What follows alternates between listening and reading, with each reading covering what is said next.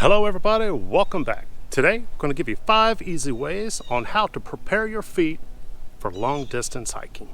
Let's go.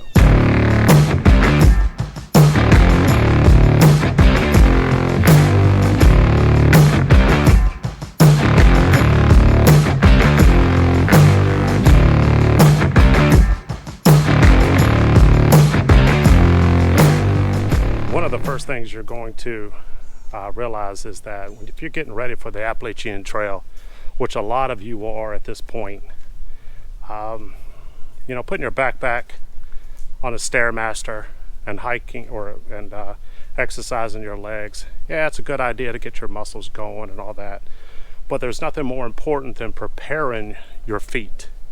Your feet is the key. One of the main things that'll drive you from the trail is your feet, your blisters on your feet. And the very first time that you are cold and wet and hungry, and on top of that you have blisters on your feet, that'll drive you from the trail every time. If you don't prepare your feet, you might as well just add your shoes to that famous tree outside of Neal's Gap. You gotta think about it. That tree has got people spend a lot of money on their shoes, and as soon as they get a nice blister, and you'll develop a nice blister by the time you get to Neal's Gap. It's not all about having the best shoes. You can have North Face, Solomon's, you can have Merrell's. It all depends on your feet if they're ready. And most of the time, you're going to have to change out your shoes before you even make it to Harper's Ferry on the Appalachian Trail. And then you're going to have to get ready for another pair of shoes, which means more blisters. But there's ways to get your feet ready, and we're going to go over those. Okay, here's number 1. Apply rubbing alcohol with cotton swabs on the bottom of your feet, in between your feet, your toes, the sides, the heels. What you want to do is toughen your skin as much as possible. And what I mean by that, I mean doing it for about 90 days before you hit the trail. It'll make a world of difference. What you're doing is you're toughening the skin on the calluses. You're going to be putting your feet through some enormous strain. Some of you are going to be walking 16 miles a day every single day, and some of you are going to be walking 30 miles plus every single day. And you're going to be putting wet socks on. You're really going to put your feet through some torture. And the best thing to do is apply rubbing alcohol the bottom of your feet as much as you can. I did it twice a day for months, for like 3 months if I remember right.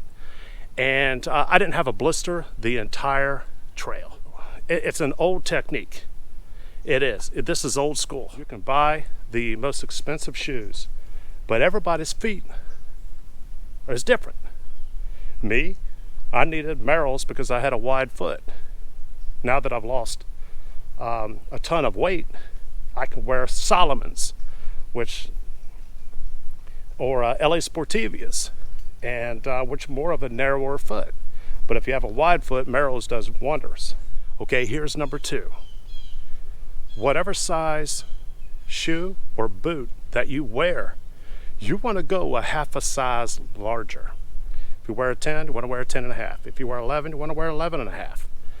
One, like I said, your feet are going to go through some torture, and they're going to expand. They're going to blow up.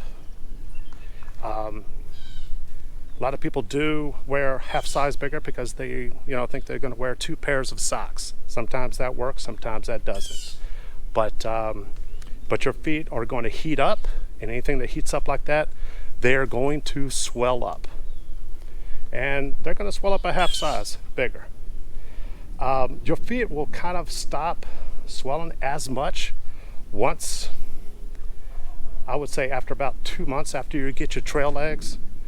By the time, if you're starting on the Appalachian Trail, Amicalola Falls, by the time you reach Virginia, Shenandoah National Park area, is when you'll kind of stop having your feet swell up as much. Your body will get used to what you're putting it through. That is if you continue on. But by the time you get past Harper's Ferry and into Pennsylvania, it's probably time for another pair of shoes. So keep that in mind as well too. Okay, number 3, get your shoes and boots broken into before you start hiking. Put some miles into those boots. Find out where your hot spots are on your feet. Find out if you have some problems with your toes. And that's another thing too. Find out about your feet and where the hot spots are. Basically, you want to make sure you try to apply rubbing alcohol with cotton swabs, of course, to that area. Toughen them up. And I'm eager for some of you to try that to see how it works for you. It works wonders for me. Works for me, I know it can work for you. It's just something that I do. Okay, number 4, sock liners and gaiters. And, well, basically good socks. Darn Tough socks are the best socks out there, in my opinion. So if you get yourself a couple pairs of Darn Toughs. But sock liners, if you do have a problem with some hot spots, sock liners are what you need. I throw in 2 pairs. I keep also a pair of sock liners and another pair of Darn Tough socks. Keep it at the bottom of my sleeper bag to make sure they stay dry. But your sock liners, socks, and gaiters, that's all going to be one tip. Gaiters, don't skimp on it. Get good quality brand gaiters, because any rocks that get into your feet, into your shoes, it's going to cause problems. And I normally always wear gaiters while on the trail. But don't skimp on that. That's definitely something that you want to get a good, well brand name company. Okay, number 5, do a pre-hike. Do a couple 20 miles a day will be a good test. Find out where your hot spots on your feet are. Once again, put rubbing alcohol and treat that area. Twice a day, it's not unheard of. Months before you hit the Appalachian Trail. If you plan on hitting the Appalachian Trail February 1st, February 15th, like that's when I normally hit it. I normally start in November of applying rubbing alcohol. One, you want to keep also your Rycote tape, moleskin, but your Rycote tape around your hiking poles. Get used to being able to apply Rycote tape. As soon as you get a hot spot, put on that Rycote tape. Just put it on. Okay, you're on the Appalachian Trail or the PCT. You're at the end of your hike. You put in 30 miles. You're tired. You have a blister on your foot. Do you pop it or not to pop it? I pop it. I want to control the fluid at the point in time versus it popping and the fluid bleeding into my socks the next day. So that way you can control the liquid that's in the blister. A little bit of controversy back and forth on that, and then by the time the morning time comes around, you're putting some treatment ointment on that blister as well too. And Rycote tape, moleskin. Learn how to use it while you're hiking on the trail. Definitely things that you want to know how to take care of your feet. So I do not want you to have to throw your boots up on the tree at Neal's Gap. Not because of blisters, and there's many reasons why a lot of people get off the Appalachian Trail, get off the trail.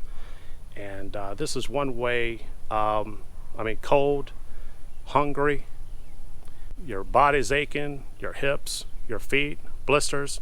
It'll chase you off the trail every time. Hey, thank you very much for watching my video, and I will see you in the comments.